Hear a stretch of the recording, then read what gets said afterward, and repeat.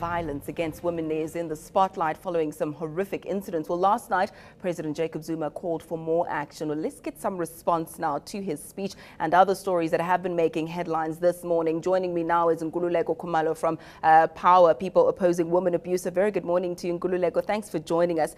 Now, obviously, speculation is rife following Oscar Pistorius and the death of Reeva Steenkamp. And I must just stress that we're not trying to vilify him here. He is yet to appear in court, let alone plead.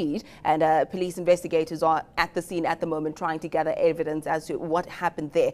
But I just want to focus on this particular issue. I mean, this shooting comes at a time where South Africans are very angry about the killing, rapes and other abuses against women in the country. It is a very sensitive time for the country, isn't it? Definitely. It's very sensitive, and because now there's so many rapes going on, there's so many murders going on on women and violence against women. So the whole country is angry. The whole country wants to see justice being done. So this could not have come at a worse time, because everyone, the spotlight is on us as a country and as women to say what is happening to us, and as the country as a whole, what are we doing to help women through this time?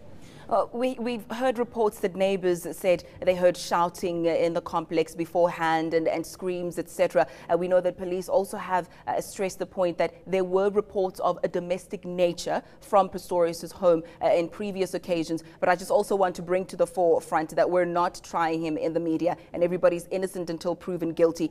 But I also just want to take a look at this particular incident, that in this country it's more likely that a woman will face abuse or even murder at the hand of someone they know, very close to them, isn't it? That's very true. And intimate femicide in this country is very rife, meaning that a woman will be raped or killed by somebody they know. And 90% of women in this country are raped and killed by a family member or a friend or somebody they know. So incidences of this nature are very rife in this country, and they happen every day, which does not make them right. It means that we should be outraged as a country. Every single incident like this should cause outrage to everyone in this country, not just the high-profile ones or the ones that are well-known. Every single one should cause outrage.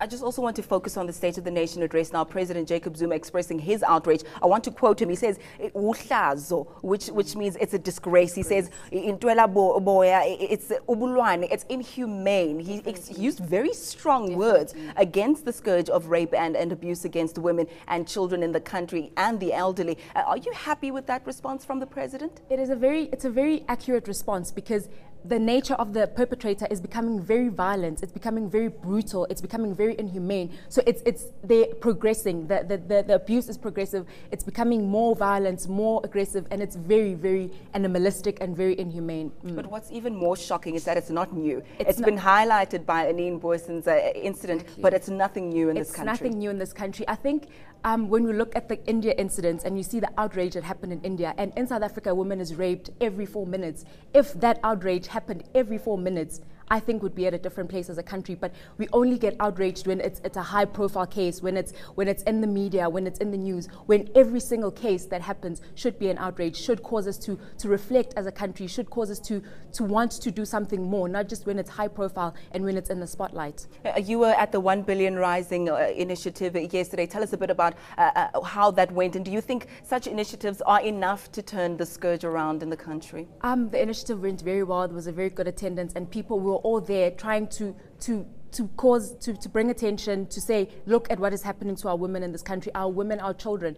And I think such initiatives, they do help, but it's not just such initiatives that we need. We need commitment from our government to say, this is what we're going to do. We can't have all these beautiful policies on paper, because when it comes to implementation, we fail dismally. And this carries on being a problem for women. Unless we do something about it and have commitment from our government, it's going to be a very long way before we can get somewhere. Oh, let's hope we do get somewhere quicker rather than later, sooner rather than later. Thank you so much for your time, Nkululeko. That was Nkululeko Khumalo from POWA.